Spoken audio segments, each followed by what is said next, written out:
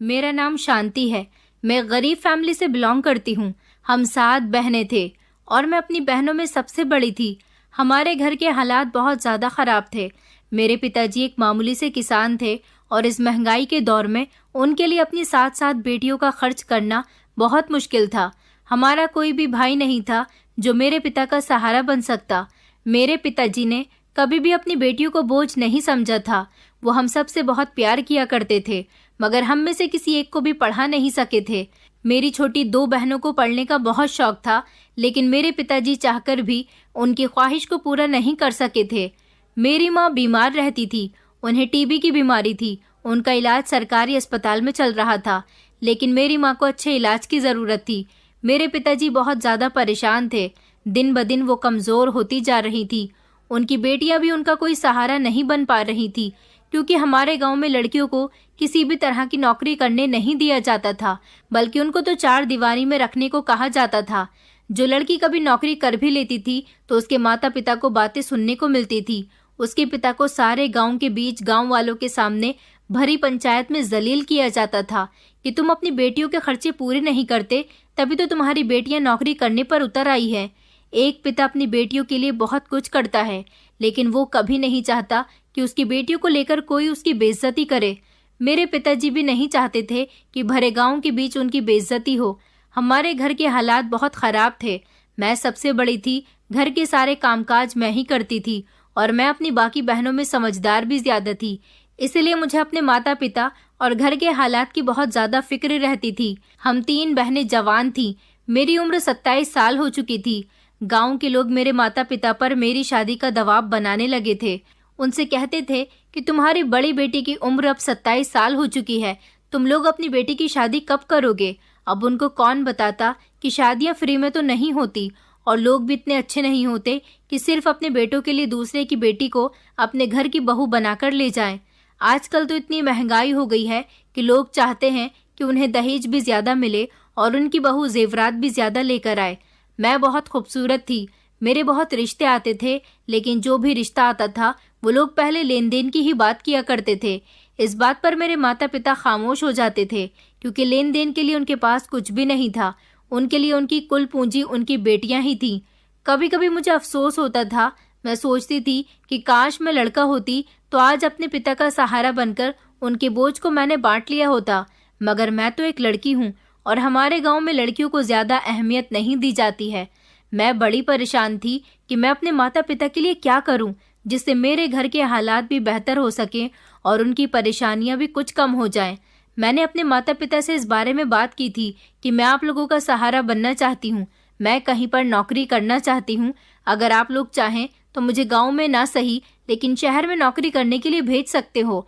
मैं वहाँ जाकर किसी अस्पताल में या किसी बड़े बंगले में नौकरानी बन के नौकरानी का काम कर लूंगी। इससे हमारे घर में कुछ पैसे आ जाएंगे। गांव वालों को भी इस बारे में कुछ पता नहीं चलेगा। बस इतना कह देना कि मैं अपने किसी शहर के रिश्तेदार के यहाँ रोज आना जाना करती हूँ। गांव वालों को इस बात की कानो कान खबर नहीं होगी और घर के हालात में भी सुधार आ जाएगा। पिताजी, आखिर कब तक हम लोगों के लिए इतनी मेहनत करेंगे। हम 9 लोगों का परिवार है और अकेले पिताजी के लिए 9 लोगों के परिवार को चलाना बहुत मुश्किल काम है। मेरी बात मेरे माता पिता ने बहुत तसल्ली से सुनी थी। मेरे पिताजी भी चाहते थे कि उनको किसी दूसरी कमाई का सहारा मिल जाए, मगर जो सब मैंने उन्हें बताया था ऐसा होना इम्पॉसिबल था। मेरे पिताजी ने मुझे समझाया कि बेटी, तुमने जो कुछ कहा है वो बिल्कुल ठीक है। मुझे गर्व है अपनी बेटी पर जो अपने पिता की इतनी फिक्र करती है, मगर कोई भी बात हमेशा छुपी नहीं रह सकती। कभी ना कभी तो गांव वालों को ये बात पता ही चल जाएगी कि तुम शहर में नौकरी करने के लिए जा रही हो, और तुम जानती हो कि बेटियां जब नौकरी करने निकल जाती हैं तो हमारे गांव में उनके माता पिता को किस तरह से जलील किया जाता है। मैं भूखा मरना पसंद करूंगा, मगर गांव वालों के सामने अपनी और अपनी बेटियों की बेइज्जती नहीं करवा सकता। मैं तो बस जल्द से जल्द एक एक करके तुम सब बहनों की शादी कर देना चाहता हूँ। यही मेरा फर्ज है और यही मेरी जिम्मेदारी भी है और यही मेरा कर्तव्य है। मेरी बेटियां मुझे बहुत प्यारी हैं। मैं अपनी बेटियों को मुश्किल में नहीं डालना चाहता। जैसी भी मुश्किल है, जितनी भी मुश्किल है, वह मैं खुद ही देख लूंगा। तुम लोगों को परेशान होने की जरूरत नहीं है। अगर भगवान ने इस दुनिया में हमें भेजा है तो वो इस सब का हल भी जरूर निकालेगा। अपने पिताजी की बात पर तो मैं भी खामोश हो गई थी। मैं कभी भी अपने माता पिता की मर्जी के खिलाफ नहीं गई थी। हम सातों बहनों में से किसी ने भी अपने माता पिता के साथ कभी ऊंची आवाज में बात तक नहीं की थी। हमारे माता पिता ने हमें बहुत अच्छे संस्कार दिए थे। हम बहनें हमेशा अपने माता पिता का कहना मानते थे और सब बहनें एक दूसरे के साथ मिलजुल कर रहते थे। माँ को तो घर में कोई काम भी नहीं करने देते थे। घर के सारे काम हम बहनें ही मिलकर कर लिया करते थे। जैसे ही पिताजी घर आते तो हम उनको खाना दिया करते और उनकी सेवा में लग जाते थे, क्योंकि हम जानते थे कि हमारे पिताजी बहुत थके हुए आए हैं।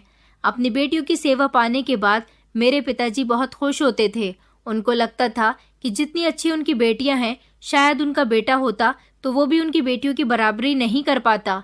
मेरे पिताजी कहते थे कि मेरी बेटियां मेरी सारी थकान दूर कर देती हैं, मेरी इतनी सेवा करती हैं कि मुझे कभी महसूस ही नहीं होता कि मैं घर थक हार कर आया हूँ। हम बहनें बहुत खुश होते थे जब पिताजी हमारी तारीफ किया करते थे। जिंदगी इसी तरह से गुजर रही थी। भगवान से प्रार्थना करने के अलावा हमारे पास और कोई चारा भी नहीं था। हम हमेशा यही सोचते थे कि भगवान ने हमें इस दुनिया में भेजा है तो वो हमारे लिए अन्न का इंतजाम भी कहीं ना कहीं से कर ही देता है। मेरे माता पिता काफी दिनों से मेरे लिए रिश्ते देख रहे थे, मगर हर बार रिश्ता लेन देन की बात पर आकर ही खत्म हो जाता था। आज भी कुछ दिन पहले ही मेरे लिए एक रिश्ता आया था, जो कि मेरे पिताजी के दोस्त का बेटा था। मेरे पिताजी के दोस्त तो काफी समय पहले ही मर चुके थे। उनके दो बेटे थे। बड़ा बेटा तो शहर में नौकरी करता था और उसने शहर में ही शादी कर ली थी। अपनी फैमिली के साथ वो शहर में ही रहता था, जबकि छोटा बेटा अपने माता पिता के घर में गांव में ही रहता था। वो अकेला ही रहता था, उसके आगे पीछे कोई भी नहीं था। भाई के शहर जाने के बाद वो पूरी तरह से अकेला हो गया था। उसके घर में हर चीज मौजूद थी, सिर्फ उसे शादी करने के लिए किसी अच्छी और संस्कारी लड़की की जरूरत थी। मेरे पिताजी को जब उसके बारे में पता चला तो मेरे पिताजी को मेरे लिए उसका रिश्ता ठीक लगा था, क्योंकि वो अकेला था और ना ही उसे दान दहेज की परवाह थी। उसे तो सिर्फ लड़की से ही मतलब था। वो किसी तरह अपना घर बसाना चाहता था। उसने पिताजी से अपने बारे में बात की थी। वो मेरे पिताजी को हमेशा मौसा जी कहकर पुकारता था। उसने कहा था कि मौसा जी, आप मेरे लिए कोई अच्छी सी लड़की तलाश करो। मुझे कुछ नहीं चाहिए, सिर्फ लड़की ही चाहिए। उसका अपना कोई रिश्तेदार भी नहीं था, इसलिए वो मेरे पिताजी को ही अपना सब कुछ मानता था। देखने में बहुत अच्छा था, पढ़ा लिखा था और सुना था कि उसकी नौकरी किसी कंपनी में लग गई है और वो शहर में ही जाकर नौकरी करता है। उसके पास अपनी गाड़ी है। सुबह को जब घर से निकलता है तो शाम को 5 बजे ही नौकरी से घर वापस आता है और खाना खाने के बाद सो जाता है। उसके अंदर कोई गलत क्वालिटी भी नहीं थी, क्योंकि वो मोहल्ले के गलत लड़कों के साथ उठता बैठता नहीं था, सिर्फ अपने काम से काम रखता था। हमारे गांव के लोग उसकी बहुत तारीफ किया करते थे। मेरे पिताजी भी उसकी तारीफ किए बिना नहीं रहते थे, इसलिए उनको उसके लिए मेरा ख्याल आया। वो मेरी ही उम्र का था। पिताजी ने घर में माँ से इस बारे में बात की तो माँ को भी ये रिश्ता पसंद आया था। उन्होंने कहा था कि आप इस रिश्ते में देर मत करो, जल्दी ही हमारी बेटी की शादी कर दो। लड़का अच्छा भी है और उसे हमसे हमेशा ही दया रही है। वो कभी भी हमसे दान दहेज की डिमांड नहीं करेगा और हमारी बेटी वहाँ पर सुखी रहेगी। मुझे भी इस बारे में पता चल चुका था कि मेरे रिश्ते की बात मोहित के साथ चल रही है। मुझे मोहित से शादी करने पर कोई एतराज नहीं था। मैं उसे जानती थी। बचपन में वो कभी कभी अपने माता पिता के साथ हमारे घर पर आ जाता था, लेकिन फिर जब उसने अपनी पढ़ाई पर ज्यादा ध्यान देना शुरू किया तो उसने हमारे घर आना बहुत कम कर दिया था। मेरे पिताजी ने जब अपने दोस्त के बेटे मोहित से मेरे बारे में बात की तो वो भी मुझसे शादी करने के लिए तैयार हो गया था और उसने जल्दी ही शादी करने के लिए कहा था। इस तरह मैं विदा होकर मोहित के घर आ गई थी। मेरी शादी सिंपल तरीके से हुई थी। अपने माता पिता का घर छोड़ने पर मुझे बहुत ही ज्यादा दुख भी हुआ था और फिर ये भी खुशी हुई थी कि जिस तरह से मैं अपने माता पिता के ऊपर बिना बोझ डाले ही घर से विदा हो गई हूँ, इस तरह मेरी बाकी बहनें भी अपने अपने घर की हो जाएं। मोहित ने मुझे खाली हाथ ही एक्सेप्ट कर लिया था। वो एक बहुत अच्छा इंसान था। शादी के बाद मेरी पहले से भी ज्यादा इज्जत करने लगा था। मेरी शादी को 6 महीने हो गए थे। जिंदगी बहुत अच्छी गुजर रही थी, मगर एक दिन अचानक मेरे पति ने मुझे एक ऐसी खबर सुनाई जिसे सुनकर मेरे होश उड़ गए थे। मेरे पति ने बताया कि वो जहाँ पर नौकरी करता है उस कंपनी में उस पर रिश्वत का इल्जाम लगाया गया है और उसे नौकरी से निकाल दिया गया। अब वो नौकरी पर नहीं जाएगा। मेरा पति जितना भी कमाता था मैं उससे घर में गुजारा कर लिया करती थी, लेकिन मेरे पति की नौकरी चले जाने से मेरे घर के हालात बहुत ज़्यादा बिगड़ गए थे। पहले वो जो पैसे लेकर आता था, मैं उससे घर में राशन भरती थी और खाना बना लिया करती थी। घर की सारी ज़रूरतें उसके लाए हुए पैसों से पूरी हो जाती थी। मगर जब से उसने नौकरी छोड़ी थी, धीरे धीरे मेरे पास जितने भी जुड़े हुए पैसे थे वो भी ख़त्म हो गए थे और घर का राशन भी ख़त्म होने लगा था। हमारे घर के हालात दिन ब दिन बिगड़ने लगे थे। इतने ज़्यादा बिगड़ गए थे कि घर में खाने के लाले पड़ गए थे। फिर मेरे पति को किसी ने बैंक से लोन लेने के बारे में बताया था। ये होम लोन था जो मेरे पति को बैंक से मकान के कागज़ गिरवी रखने पर मिलना था। मगर मेरे पति ने बताया था कि वो जिस बैंक से होम लोन लेना चाहते हैं वहीं पर उनका एक दोस्त बैंक में काम करता है।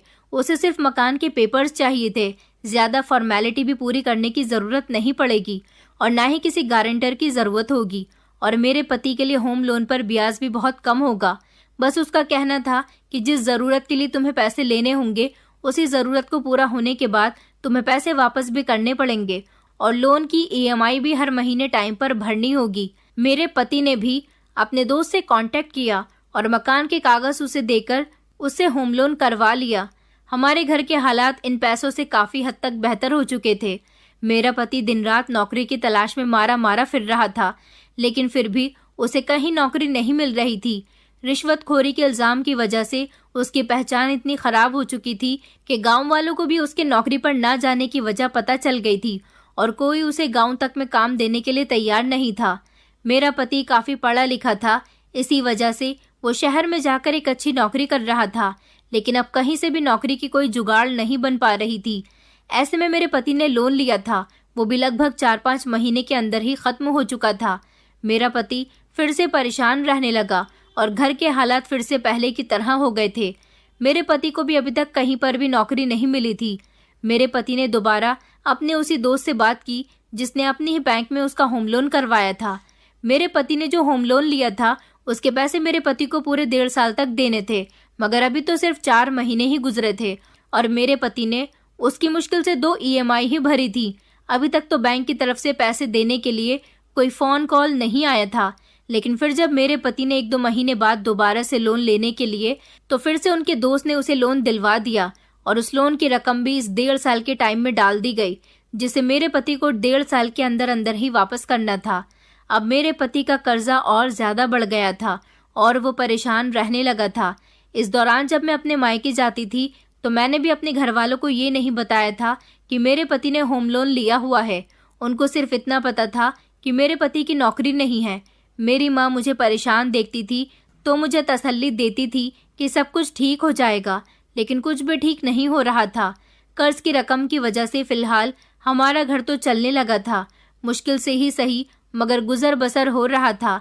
इस बार मेरे पति ने 3 लाख रुपए का लोन लिया था और इससे पहले वो 4 लाख का लोन ले चुका था और इसी वजह से हमने बहुत सोच समझकर इन पैसों का इस्तेमाल किया था और लगभग 4 महीने तक हमने इन 3 लाख रुपए से ही गुजारा किया था। लेकिन फिर पूरे 4 महीने बाद वो 3 लाख भी ख़त्म हो चुके थे। मेरे पति को भी अभी तक कोई नौकरी नहीं मिली थी, जबकि अब तो कर्ज लेने के लिए भी कुछ नहीं बचा था। मेरे पति के पास जैसे ही पैसे ख़त्म हो जाते थे तो वो ईएमआई भरना बंद कर दिया करते थे और अब उस रकम पर ब्याज भी लगना शुरू हो गया था। इसलिए मेरे पति के दोस्त का भरोसा मेरे पति से उठ चुका था। वो इससे आगे उसको लोन नहीं दिलवा सकते थे। मेरा पति दिन ब दिन बहुत परेशान रहने लगा। उसने किसी अच्छी नौकरी के बजाय थोड़ी सी सब्जियां खरीदकर ठेले पर सब्जियां बेचना शुरू कर दिया, ताकि कम से कम घर का थोड़ा बहुत ही सही मगर गुजारा तो हो सके। देखते ही देखते 1.5 साल गुजर चुका था। मेरा पति छोटे मोटे काम करके थोड़े बहुत पैसे लाता था और मुश्किल से हम 2 वक्त का खाना खाते थे। इसी दौरान मैंने एक बेटी को जन्म दिया। अब घर के खर्चे और ज़्यादा बढ़ चुके थे, क्योंकि पहले हम 2 पति पत्नी थे, लेकिन अब एक छोटी सी जान भी आ चुकी थी। मेरा पति बेटी की वजह से दिन रात मेहनत करने लगा। वो मेरी बेटी से बहुत प्यार करता था। इस सब के दौरान वो लोन के बारे में तो बिल्कुल ही भूल चुका था। एक दिन अचानक से बैंक के कुछ लोग हमारे घर आ गए। 4-5 अनजान मर्दों को एक साथ अपने घर में देखकर मैं बहुत घबरा गई थी। मैं इन लोगों को नहीं जानती थी। इनमें से एक मेरे पति का दोस्त भी था जिसने उनको लोन दिलवाया था। मैंने उसको भी कभी नहीं देखा था। मैंने अपने पति के थ्रू उसके दोस्त के बारे में सिर्फ सुना था कि ये उसका वही दोस्त है जिसने उसको लोन दिलवाया था। उस समय मेरा पति घर पर मौजूद नहीं था। वो घर के दरवाजे पर खड़ा हुआ घर के अंदर आने की कोशिश कर रहा था। इससे पहले वो घर के अंदर कदम रखता, मेरा पति अचानक ही आ गया। मैंने सुकून की सांस ली और फौरन ही अपनी बेटी को लेकर कमरे के अंदर चली गई। मेरे पति ने जैसे ही अपने दोस्त और उसके साथ खड़े हुए बैंक के 3-4 आदमियों को देखा तो वो डर गया, क्योंकि उसने सुन रखा था कि बैंक की EMI टाइम पर जमा ना करने पर बैंक के लोग पुलिस को बाद में भेजते हैं। पहले 2-3 बंदे डराने धमकाने और मारने पीटने के लिए भेज देते हैं। ये बात तो सब लोग अच्छी तरह से जानते थे कि बैंक से लोन लेना कोई आसान बात नहीं होती, और वैसे भी मेरे पति ने बैंक से लोन अपने मकान के कागज गिरवी रख कर लिया था। ये लोग किसी भी तरह हमसे हमारा ये घर छीन सकते थे। इस घर के अलावा मेरे पति के पास और था ही क्या।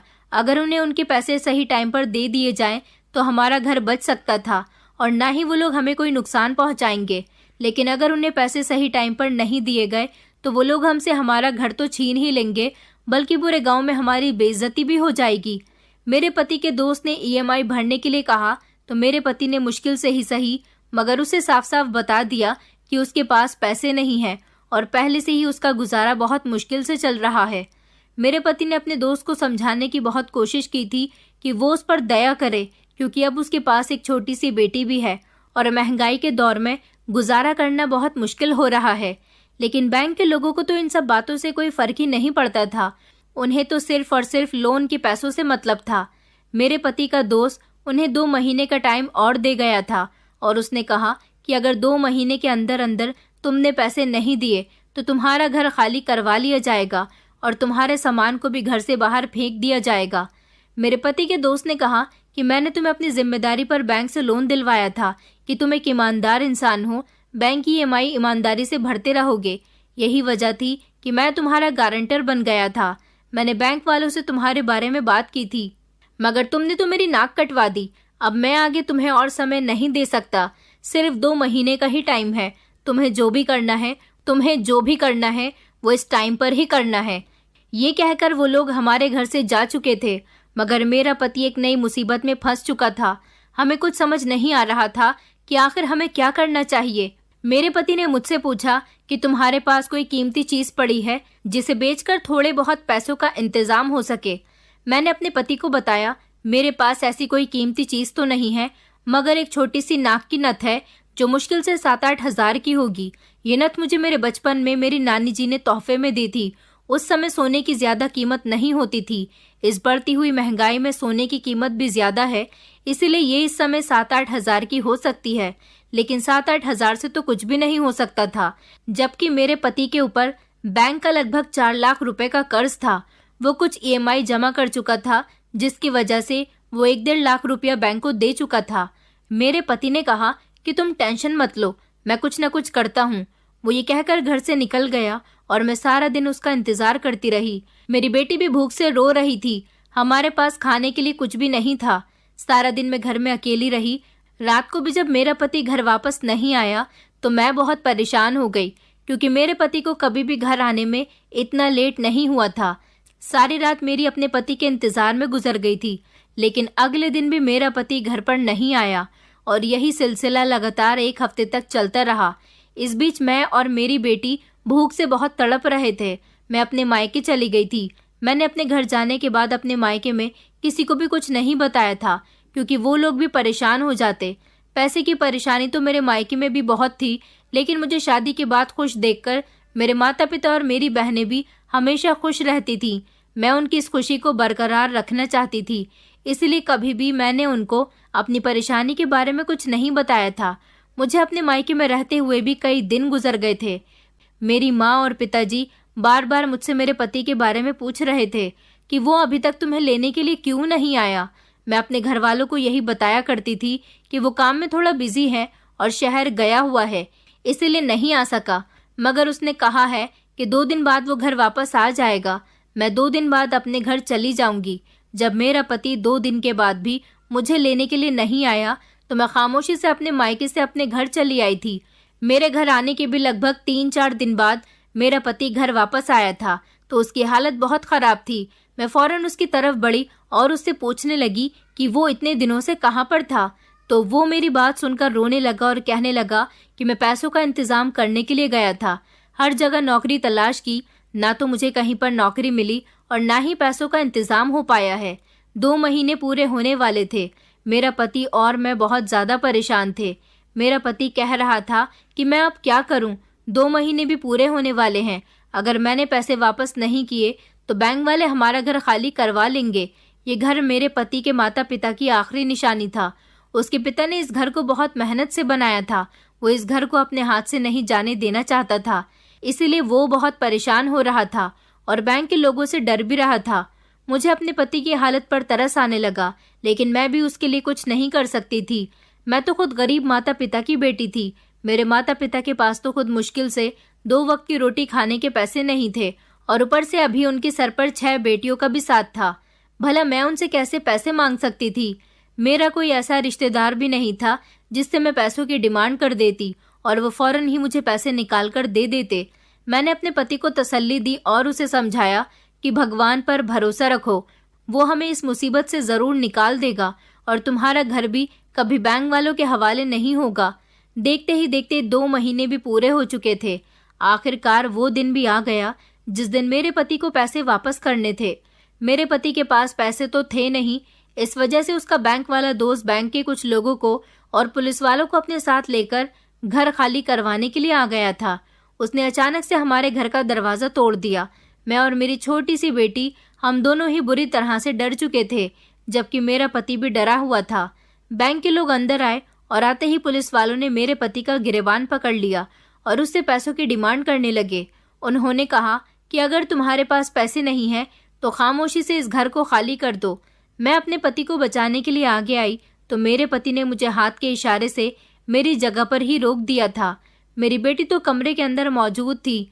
पुलिस वाले ने मेरे पति का कॉलर छोड़ दिया। मेरे पति ने उसे तसल्ली से बैठकर बात करने के लिए कहा था। मेरा पति सारे लोगों को लेकर दूसरे कमरे में चला गया था और उसने मुझे कमरे के अंदर जाने का इशारा किया था। मैं बहुत ज्यादा घबरा गई थी, लेकिन फिर खुद को समझाते हुए कमरे के अंदर अपनी बेटी के पास आकर बैठ गई। मन ही मन में भगवान को प्रार्थना कर रही थी कि ये लोग मेरे पति के साथ किसी तरह का गलत बिहेव न करें। उन लोगों को आपस में बातें करते हुए लगभग आधा घंटा हो गया था। जब अचानक सब लोग कमरे से बाहर आए तो मैं भी उन लोगों की बातें करने की आवाज सुनकर अपने कमरे से बाहर आ गई थी। मैंने देखा कि सारे ही लोग बहुत शांत लग रहे थे। मेरा पति भी मुझे कुछ तसल्लीमंद लगा। वो लोग हमारे घर से बिना कोई शोर शराबा किए जाने लगे थे।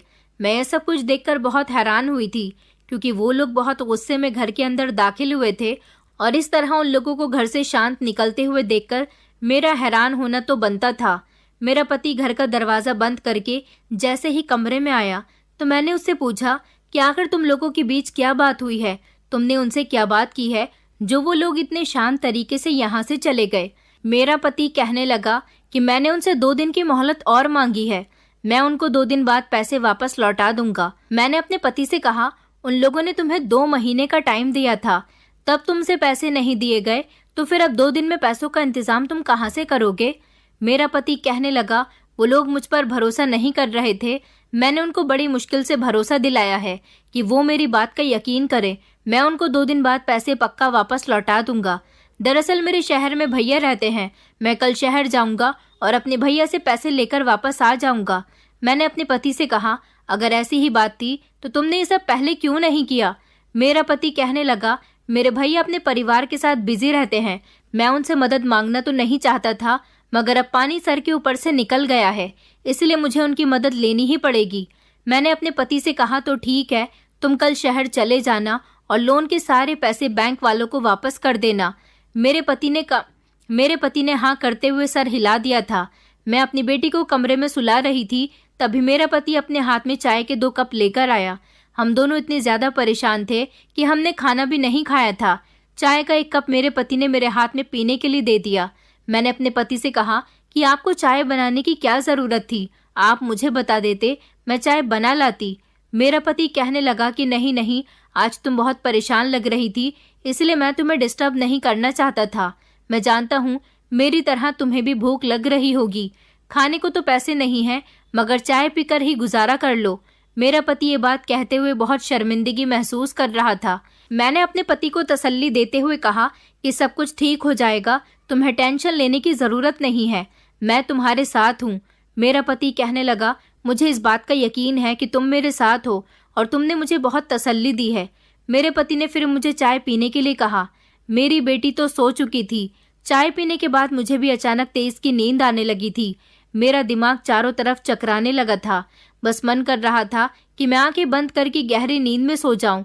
अभी ज्यादा समय नहीं हुआ था। हम दोनों पति पत्नी रात के 11 बजे तक ही सोते थे, लेकिन आज ना जाने क्यों मुझे रात के 9 बजे ही इतनी गहरी नींद आ रही थी कि मैं चाय का कप रखते ही बिस्तर पर लेटकर सो गई थी। लेकिन अगले दिन जब मेरी आंख खुली तो मेरे होश उड़ गए थे, क्योंकि मैं अपने घर में नहीं किसी और के घर में मौजूद थी। ये कालीशान कमरा था और यहाँ पर जरूरत का हर सामान मौजूद था। ये कमरा किसी अमीर इंसान का कमरा लग रहा था। मेरी समझ नहीं आ रहा था कि आखिर ये मैं कहाँ आ गई हूँ। मैं इस कमरे को देखकर घबराने लगी थी और इधर उधर नजर दौड़ाकर इस कमरे को पहचानने की कोशिश कर रही थी। मुझे अच्छी तरह से याद था कि मैं कल रात अपने कमरे में सोई थी, तो फिर मैं यहाँ कैसे और क्यों आ गई थी? ये किसका घर है? मेरी कुछ समझ में नहीं आ रहा था। फिर अचानक कमरे का दरवाजा खुला और कमरे के अंदर एक आदमी आया था। इस आदमी को देखकर मैं घबरा गई थी। मेरा कभी भी किसी अनजान मर्द के साथ अकेले कमरे में सामना नहीं हुआ था। मैंने इस आदमी से घबराते हुए कहा कि तुम कौन हो और मुझे यहाँ पर कौन लेकर आया है? यह आदमी धीरे धीरे मेरे करीब आने की कोशिश कर रहा था और मेरे साथ गंदी गंदी हरकतें कर रहा था। मैं इससे डर रही थी और इसे खुद से दूर कर रही थी, मगर इस आदमी ने मेरी एक न सुनी और मुझे कहीं का नहीं छोड़ा। इसने मेरी इज्जत को तार तार कर दिया था। मैं चीखती रही, चिल्लाती रही, मगर मेरी मदद के लिए कोई नहीं आया। मेरे होश उड़ गए थे कि इस इंसान ने मेरे साथ ऐसा क्यों किया और क्या यहाँ पर मेरी मदद के लिए कोई नहीं है। जब इस आदमी ने अपनी हवस मेरे साथ पूरी कर ली तो मैं तड़प तड़प कर रो रही थी। मेरे साथ जो कुछ हुआ था उसका अंदाजा मुझे बिल्कुल भी नहीं था। मैंने इस आदमी से सवाल किया कि तुम कौन हो और मुझे यहाँ पर क्यों लाया गया है? तुमने मेरे साथ ये सब कुछ क्यों किया? तो वो मेरी बात सुनकर जोर जोर से हंसने लगा। उसने मुझे बताया कि मैं तुम्हारे पति का बड़ा भाई हूँ और तुम अपने गांव में नहीं बल्कि शहर में हो। यहाँ तुम्हारी मदद के लिए कोई भी नहीं आएगा। उसकी बात सुनकर मेरा दिमाग घूम गया था कि अगर ये मेरे पति का भाई है तो फिर मेरा पति कहाँ है? मैंने उससे सवाल किया तो वो कहने लगा कि तुम्हारा पति ही तो तुम्हें यहाँ पर छोड़कर गया है। उसकी बात सुनकर अचानक मेरे होश उड़ गए थे। मैंने कहा, आप ये क्या कह रहे हो? मेरा पति मुझे यहाँ कैसे छोड़कर जा सकता है? बल्कि रात को तो मैं अपने घर पर सोई थी। मेरे सवालों पर तो वो बार बार शैतानी हंसी हंस रहा था। फिर मुझे उसने एक ऐसी सच्चाई बताई जिसने मेरे होश उड़ा दिए थे। उसने बताया कि तुम मेरे छोटे भाई की बात कर रही हो, जो एक नंबर का निकम्मा और हरामखोर इंसान है। मेरा भाई कोई नौकरी वोकरी नहीं करता। कुछ सालों पहले मैं गांव में अपना घर और छोटे भाई को गांव में ही छोड़कर यहाँ शहर में नौकरी करने के लिए आ गया था। दरअसल मैं लड़कियों को खरीदने और बेचने का व्यापार करता हूँ, लेकिन इससे पहले मैं माल को खुद चेक करता हूँ। तुम्हारे पति को मैंने ऑफर दिया था कि अगर वो अपनी पत्नी को मेरे हवाले कर देगा तो मैं उसे 10 लाख रुपए दूंगा। तुम्हारे पति पर कर्जा बहुत बढ़ गया है। उसने मुझे कल फोन करके बताया था कि उसे किसी भी तरह से अपना घर छुड़वाना है और वो कर्ज में बुरी तरह से डूब गया है। इससे उसकी जान को भी खतरा हो सकता है। तुम्हारा पति शुरू से ही हरामखोर रहा है। उसने कभी मेहनत मजदूरी करने की कोशिश भी नहीं की। अकेला रहा है, इसलिए मेरे पैसे पर पला बड़ा है। मैंने उससे कहा था कि अगर घर पर कर्ज कर ही लिया है तो फिर घर को बेच दो, लेकिन वो घर को नहीं बेच सकता था, क्योंकि अगर घर बिक जाता तो फिर वो कहाँ रहता। मैंने तो उसे शहर में अपने पास रखने से साफ इनकार कर दिया था। सुना था कि अभी 2 साल पहले वो कहीं किसी कंपनी में नौकरी कर रहा था। वहां पर रिश्वत के केस में फंस गया था। मेरे पास आना चाहता था, मगर मैंने उसे साफ इनकार कर दिया था कि मेरे पास हरामखोर इंसान के लिए कोई जगह नहीं है। इतना ही बहुत है कि मैं तुम्हें थोड़े बहुत पैसे दे देता हूँ। फिर तुम्हारे पति ने मुझे बताया कि उसने शादी कर ली है और उसके पास एक बेटी भी है और वो तुम दोनों की खातिर इस घर को नहीं बेच सकता।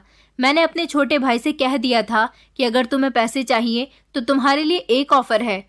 तुम 24 घंटे के लिए अपनी पत्नी को मेरे पास भेज दो और इसके बदले मैं तुम्हें इतने पैसे दूंगा कि तुम्हारा कर्ज भी चुकता हो जाएगा और तुम काफी समय तक इन पैसों को बाद में भी इस्तेमाल कर सकते हो। वो मेरी बात सुनकर गुस्सा तो हुआ था, मगर वो शुरू से ही खुददार इंसान नहीं है। जज्बात में बह गया था, इसलिए मुझ पर गुस्सा करने लगा। फिर उसे समझ आया कि अपनी पत्नी को मेरे हाथ 24 घंटे के लिए बेचने पर उसको कितना ज्यादा फायदा हो सकता है। वो डर रहा था कि अगर इस बारे में तुम्हें पता चल गया तो तुम्हारा क्या रिएक्शन होगा और वो तुम्हें यहाँ तक कैसे लाएगा। फिर मैंने उसे पूरा प्लान समझाया। कल रात तुम्हारे पति ने तुम्हें चाय में नींद की दवाई मिलाकर दी थी। जब तुम बेहोश हो गई तो वो तुम्हें मेरे पास ले आया था। वो रात के लगभग 3 बजे मेरे पास आया था।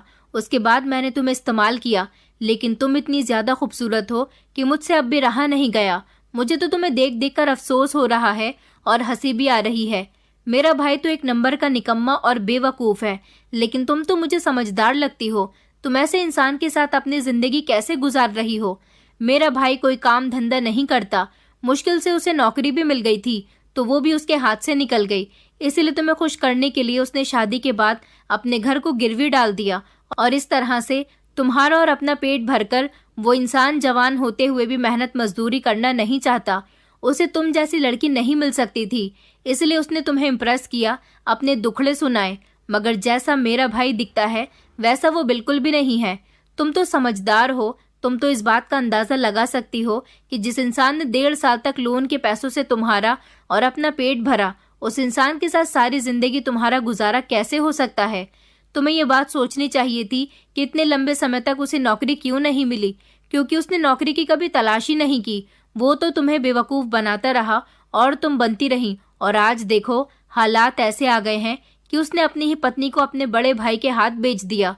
मैंने तुम्हारे पति को तुम्हारी कीमत के 10 लाख रुपए दिए हैं। आज उसे पैसों की जरूरत है, वो तुम्हें मेरे पास बेच चुका है, तो आगे भी वो ऐसा कर सकता है। मैं तो अपने भाई को समझा समझाकर थक गया था। मैं भले ही जिस्म फरोशी का काम करता हूँ, मगर इसमें भी मेहनत लगती है, जो कि मेरे भाई से कभी नहीं होगी। तुम सारी जिंदगी अपने पति के साथ इसी तरह से बेइज्जत होती रहोगी। वो तुम्हें कभी खुश नहीं रख सकेगा, क्योंकि मेहनत करने वालों की कभी हार नहीं होती, और तुम्हारा पति तो मेहनत जैसे शब्दों से कई कोसों दूर है। इस आदमी की बात सुनकर तो मेरे पैरों तले से जमीन निकल गई थी। मुझे अपने पति जैसे घटिया इंसान से नफरत महसूस होने लगी थी। इसमें इस आदमी की भी कोई गलती नहीं थी, ये तो इसका काम था। लेकिन ये मेरे पति को सोचना चाहिए था कि उसे अपनी पत्नी के साथ तो ऐसा बिल्कुल भी नहीं करना था। मैंने इस आदमी के आगे हाथ जोड़ दिया और कहा कि प्लीज अब मेरे साथ ऐसा कुछ मत करना और मुझे जाने दो। मैं इसके आगे जब ज्यादा गिड़गिड़ाई तो उसने मुझे कुछ भी नहीं किया था, बल्कि मुझसे एक वादा लिया था कि मैं गाँव जाने के बाद इस आदमी के बारे में किसी को कुछ नहीं बताऊंगी। मैंने इसका वादा एक्सेप्ट कर लिया था, क्योंकि मैं अब अपनी इज्जत को और ज्यादा अपने घटिया पति के लिए रुस्वा नहीं कर सकती थी। मेरे पति के भाई ने मुझे ड्राइवर के साथ घर छुड़वा दिया था। वो मेरे पति को पैसे तो पहले ही दे चुका था। मैं जैसे ही घर पहुंची तो बहुत ज्यादा रो रही थी। मुझे सिर्फ और सिर्फ अपनी बेटी की फिक्र थी। मैं इस इंसान के साथ आगे जिंदगी नहीं गुजार सकती थी। मैंने उससे घर पहुंचते ही सवाल किया कि तुमने मेरे साथ ऐसा क्यों किया? तुम्हें शर्म नहीं आई अपनी पत्नी के साथ ऐसा करते हुए? मैंने उससे कह दिया था कि मैं तुम जैसे निकम्मे इंसान के साथ जिंदगी नहीं गुजार सकती। आज तुमने मुझे बेच दिया है, कल को मेरी बेटी को भी बेच सकते हो। तुम्हारा क्या भरोसा? मगर वो मुझसे माफी मांग रहा था। मैंने उसकी कोई बात नहीं सुनी और मैं सीधा अपने मायके आ गई थी। अपने मायके आने के बाद मैंने ये बात अपने पेरेंट्स को बताई तो वो लोग भी बहुत परेशान हो गए थे। मुझे लगा कि मेरे माता पिता को मेरा ये फैसला गलत भी लग सकता है, लेकिन ऐसा कुछ भी नहीं था। मेरे माता पिता ने हमेशा मेरा साथ दिया था। उन्होंने कभी भी अपनी बेटियों को बोझ नहीं समझा था। मेरे पिता ने मेरे सर पर हाथ रखा और कहने लगे कि तुमने बहुत अच्छा किया जो तुम उस घटिया इंसान का घर छोड़कर आ गई हो। तुम्हें अब उसके घर जाने की बिल्कुल भी जरूरत नहीं है। तुम हमारे साथ रहोगी और तुम्हारी बेटी भी हमारी जिम्मेदारी है। मुझे उस दिन अपनी किस्मत पर बहुत रोना आया था। अफसोस हो रहा था कि बेटियों की किस्मत ही आखिर कैसी होती है। पिता के घर में तो परेशानियां झेलती ही हैं और अपनी ससुराल में जाकर डबल परेशानियां झेलती हैं। तब भी अपने आप को मजबूत बनाकर रखना पड़ता है।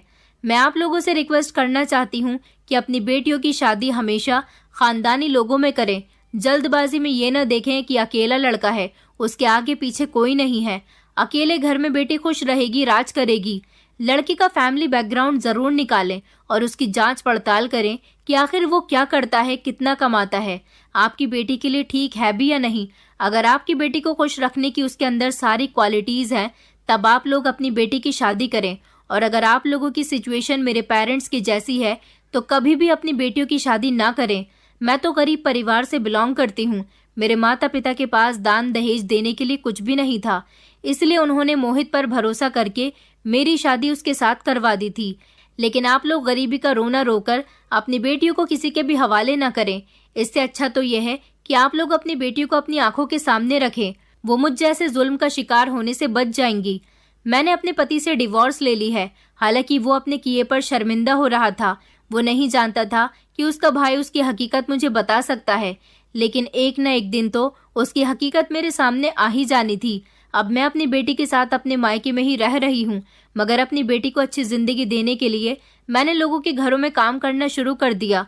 लोगों को मेरे पति की घटिया हरकत के बारे में पता चल चुका था, इसीलिए लोग मेरे बारे में क्या बात करते हैं क्या नहीं, मैं किसी की परवाह नहीं करती। अब मुझे सिर्फ अपनी और अपनी बेटी की फिक्र है। दोस्तों, उम्मीद करती हूँ आपको हमारी कहानी पसंद आई होगी। कहानी पसंद आई है तो वीडियो को लाइक करें, चैनल पर नए हैं तो चैनल को सब्सक्राइब करें और हाँ, नोटिफिकेशन बेल को जरूर दबाएं ताकि अगली अपडेट सबसे पहले आपको मिले।